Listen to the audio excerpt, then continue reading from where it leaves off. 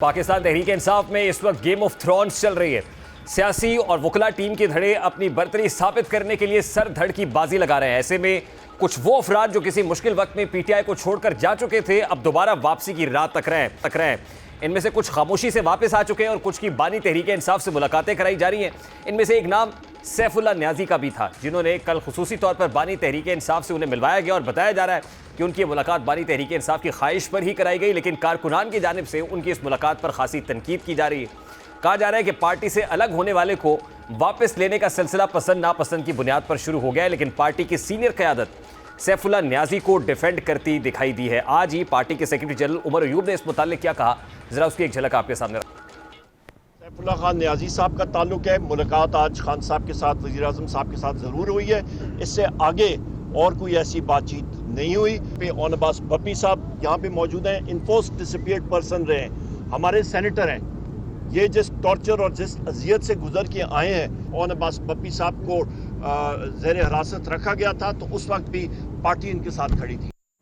दूसरी जानिब बहुत से ऐसे भी हैं जो कल उमर अयूब असद कैसर के साथ ऑन अब्बास बप्पी के बारे में बात कर रहे थे और ये मवाजना पेश कर रहे हैं कि ये भी तो पार्टी छोड़कर गए थे, लेकिन अब बानी तहरीक इंसाफ से मुलाकात भी कराई जा रही है और पार्टी रहनुमाओं के साथ भी। तो फिर तनकीद का निशाना सिर्फ सैफुल्लाह न्याजी क्यों है? हालांकि सैफुल्लाह न्याजी की खिदमत ऑन अब्बास बप्पी से कहीं ज़्यादा है। दूसरी जानिब आज तहरीक इंसाफ की जानिब से 2 नोटिफिकेशन जारी किए गए। एक तो नोटिफिकेशन इशू हुआ है और दूसरी एक मुशावरत है जिस सिलसिले में कहा जा रहा है कि एक सुप्रीम काउंसिल बनाई जाएगी।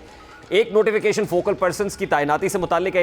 इस लिस्ट में शेर अफजल मरवत और बैरिस्टर उमैर न्याजी के नाम शामिल नहीं है और पर्टिकुलरली उमर अयूब के दस्तखत से जो नोटिफिकेशन इशू हुआ है, इसको पुरानी लिस्ट को सुपरसीड करके इशू किया गया है।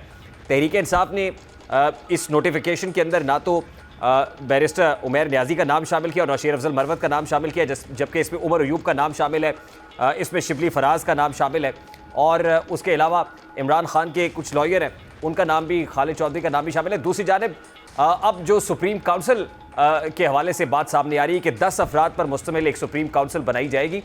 उस सुप्रीम काउंसिल में भी नाम है वो शेर अफजल मरवत का है।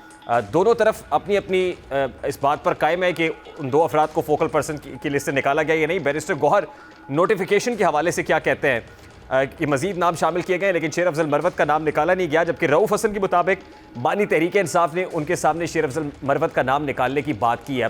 कॉन्ट्रेरी एक कॉन्ट्रास्ट कैसा है स्टेटमेंट्स के अंदर, जरा वो भी आपके सामने रखते हैं। जबकि शेर अफजल मरवत खुद नए फोकल पर्सन्स की तैनाती को साजिश करार दे रहे हैं। दूसरी जानिब पीटीआई की जानिब से बुशरा बीबी को जहर दिए जाने का प्रोपेगेंडा अपनी मौत आप दम तोड़ गया है, क्योंकि पिम्स अस्पताल और बानी तहरीक इंसाफ और उनकी अहलिया के ज़ाती मौलिज डॉक्टर फैसल ने इस हवाले से तफसीली गुफ्तगू की है, वो भी है, और फिर खुद अता तारण भी इस पर बात कर रहे हैं। तो इस हवाले से अब क्या क्लैरिटी है, ज़रा वो भी आपको दिखाते हैं।